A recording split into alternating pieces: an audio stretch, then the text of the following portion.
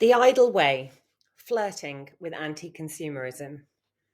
Who's the CMO of the best things in life are free?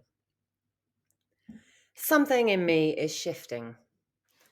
It struck me as I walked out of security last month at the departures terminal and into the walkway that snakes through duty free. Every sense was immediately assaulted. Glossy images of A-listers, neon lights, huge point of sale booze deals, and an overwhelming scent of perfume. Three children tugged me in the directions of giant M&Ms, tech accessories, and overpriced body sprays, respectively, whilst my own eyes were involuntarily drawn to the rows of sunglasses and Swatch watches I don't need, but feel a nostalgic 80s love for.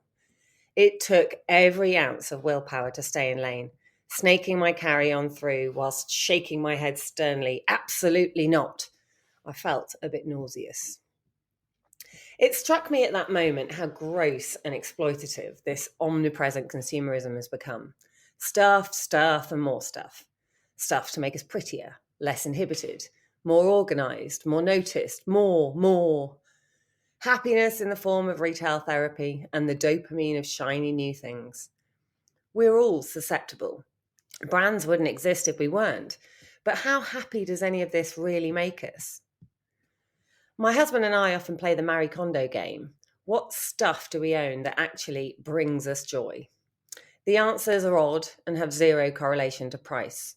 His ugly gilet, my thermos coffee cup, to which I'm surgically attached before 11 a.m., our ceiling projecting bedside clock, my mud boots for dog walking, our dry robes for Saturday soccer, my thrice yearly photo books, the Eastpak rucksack I picked up at the Village Fete for 50p that's now my handbag, our Crocs, oh, spare me your judgment, and it's a pathetically small list when I think of all the money we spend on crap. Crap that ends up causing a huge amount of stress in a house of three children as it's never bloody returned to where it's supposed to go. Another exercise. Ask a child what they got for past Christmases, even the last one, and depressingly, they rarely remember. They recall what they did around that time, who visited, any festive outings, and which games were played, but rarely the gifts themselves, despite the huge expense, time, worry, and midnight assembly hours that Santa invested in them. The most played with toys are never the ones you expect. I've spent the best part of my career in the world of brands, building tech to harness attention, selling loyalty schemes, and honing marketing messaging. I enjoy brand building and message massaging around the behavioral science of what people need or think they need. And I've believed in the value delivered by the brands I've worked on. Through choosing them as consumers, we make a statement about who we are. They can be aspirational and provide identity, status, comfort, or convenience. Branding is the way to make our products stand out in a crowded marketplace. And it's no coincidence that many of the biggest social movements of the last few decades, Pride, Extinction Rebellion, BLM, Live Aid, etc., have succeeded by harnessing the branding playbook, logos and merch included. Purchases do produce highs, but they're short-lived, so desire for them is now insatiable. These thoughts have intersected with the work I'm doing at the moment on antidotes to tech addiction. I have a few exciting product ideas of my own, on which more to follow, and, with thanks to Jonathan Haidt's team, have been chatting to a number of talented, energising entrepreneurs working on solutions. Given the growing demand for solutions, I suspect some of these products and services may end up being very lucrative indeed. But actually, the best solutions to this issue are free. Education, willpower, socializing, reading, walks, nature, more pondering, community engagement. But therein lies the problem. As if they're free, it's no one's real incentive to market them well and make them seem cool or aspirational. No venture capitalists to back the social media marketing campaign or search engine optimization. Feeling sad or overwhelmed? Here's a premium app subscription to master the act of mindfulness.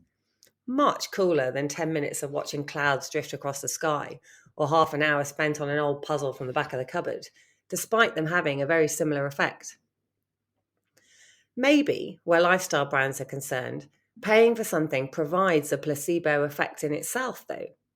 Maybe if you pay, you're more committed to change. This psychology certainly works for me where my gym membership is concerned. Anyway, the other event that prompted me to flirt further with my growing anti-capitalist inclination was opportunistically reaching out to the hero author of a book I loved recently and landing a lunch with him.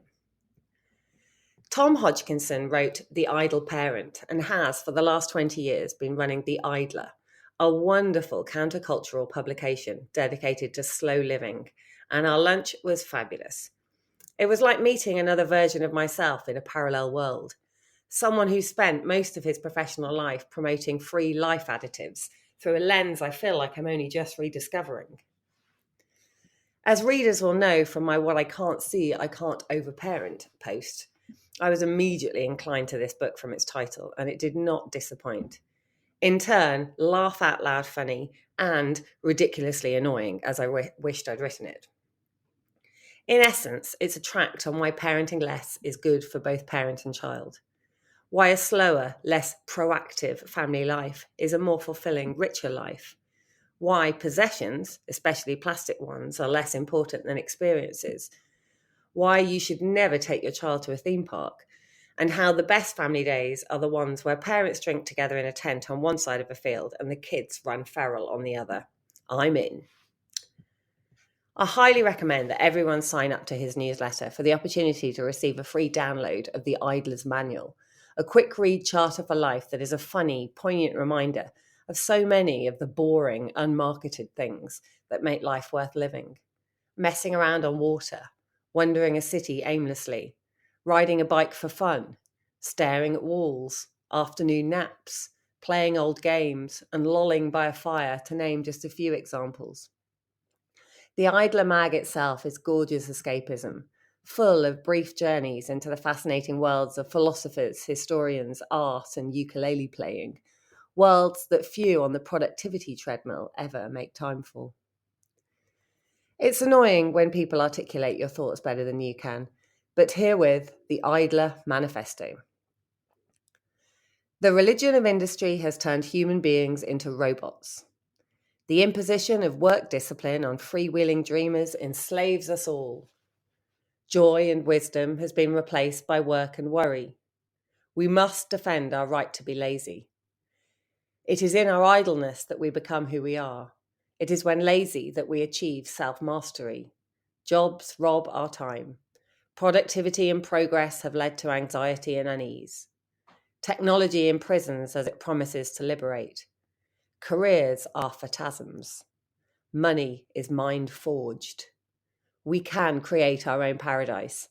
Nothing must be done. With freedom comes responsibility. Stay in bed. Be good to yourself. Inaction is the wellspring of creation. Art, people, life. Bread, bacon, beer. Live first, work later. Time is not money. Stop spending. Quit your job. Study the art of living. Live slow, die old. Embrace nothing. Know nothing. Do nothing. Be idle. What a breath of fresh air. Am I in danger of dyeing my hair blue? Thank you for listening to Antidoters. Do share this if you find it of interest, and check out the written versions of all the posts I've made in the past at antidoters.substack.com. Thanks so much.